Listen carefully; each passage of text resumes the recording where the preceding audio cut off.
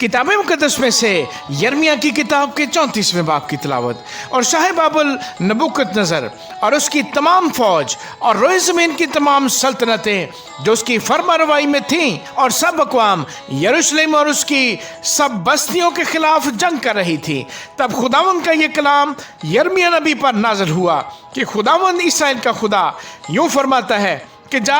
और शाह यहूदा सिदकिय्याह से कह दे कि खुदावंद यूँ फरमाता है कि देख, मैं इस शहर को शाह बाबुल के हवाले कर दूंगा और वो इसे आग से जलाएगा और तू उसके हाथ से न बचेगा बल्कि ज़रूर पकड़ा जाएगा और उसके हवाले किया जाएगा। और तेरी आंखें शाह बाबुल की आंखों को देखेंगी और वो रूबरू तुझसे बातें करेगा और तू बाबुल को जाएगा। तो भी ऐ शाह यहूदा सिदकिय्याह, खुदावंद का कलाम सुन। तेरी बाबत खुदावंद यूँ फरमाता है कि तू तलवार से कत्ल न किया जाएगा, तू अमन की हालत में मरेगा और जिस तरह तेरे बाप दादा यानी तुझसे पहले बादशाहों के लिए खुशबू जलाते थे, उसी तरह तेरे लिए भी जलाएंगे और तुझ पर नोहा करेंगे और कहेंगे हाय आका, क्योंकि मैंने ये बात कही है। खुदावंद फरमाता है। तब यर्मिया नबी ने ये सब बातें शाह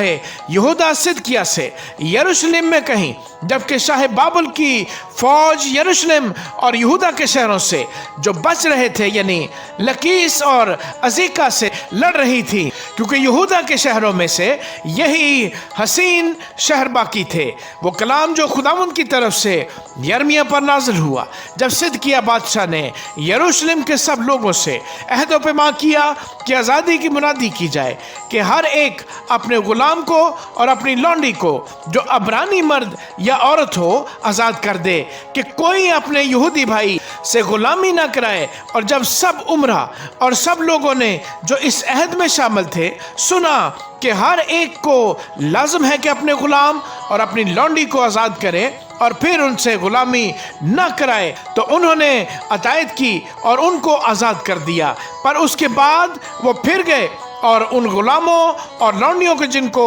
उन्होंने आज़ाद कर दिया था फिर वापस ले आए और उनको ताबे करके गुलाम और लौंडिया बना लिया। इसलिए खुदावंद की तरफ से ये कलाम यर्मिया पर नाज़िल हुआ कि खुदावंद इसराइल का खुदा यूँ फरमाता है कि मैंने तुम्हारे बाप दादा से जिस दिन मैं उनको मुल्क मिस्र से और गुलामी के घर से निकाल लाया ये अहद बांधा कि तुम में से हर एक अपने अबरानी भाई को जो उसके हाथ बेचा गया हो 7 वर्ष के आखिर में यानी जब वो 6 वर्ष तक खिदमत कर चुके तो आज़ाद कर दे। लेकिन तुम्हारे बाप दादा ने मेरी ना सुनी और कान ना लगाया और आज ही के दिन तुम रुजू लाए और वही किया जो मेरी नज़र में भला है कि हर एक ने अपने हमसाया को आज़ादी का मुजदा दिया और तुमने उस घर में जो मेरे नाम से कहलाता है मेरे हजूर अहद बांधा। लेकिन तुमने बरगश्ता होकर मेरे नाम को नापाक किया और हर एक ने अपने गुलाम को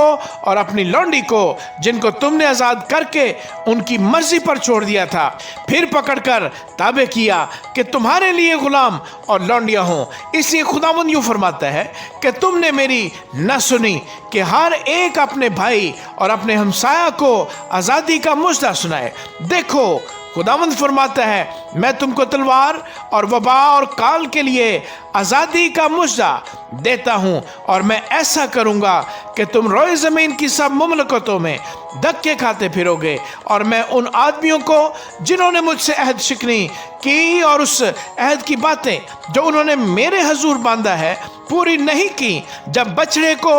2 टुकड़े किया और उन 2 टुकड़ों के दरमियान से होकर गुजरे यानी यहूदा के और यरूशलेम के उमरा और ख्वाजा सरा और काहिन और मुल्क के सब लोग जो बछड़े के टुकड़ों के दरमियान से होकर गुजरे, हाँ मैं उनको उनके मुखालिफों और जानी दुश्मनों के हवाले करूँगा और उनकी लाशें हवाई परिंदों और ज़मीन के दरिंदों की खुराक होंगी। और मैं शाह यहूदा सिदकिय्याह को और उसके उमरा को उनके मुखालिफों और जानी दुश्मनों और शाह बाबुल की फौज के जो तुमको छोड़कर चली गई हवाले कर दूंगा। देखो मैं हुक्म करूंगा, खुदावंद फरमाता है, और उनको फिर इस शहर की तरफ वापस लाऊंगा और वो इससे लड़ेंगे और फतह करके आग से जलाएंगे और मैं यहूदा के शहरों को वीरान कर दूंगा कि गैर आबाद हों।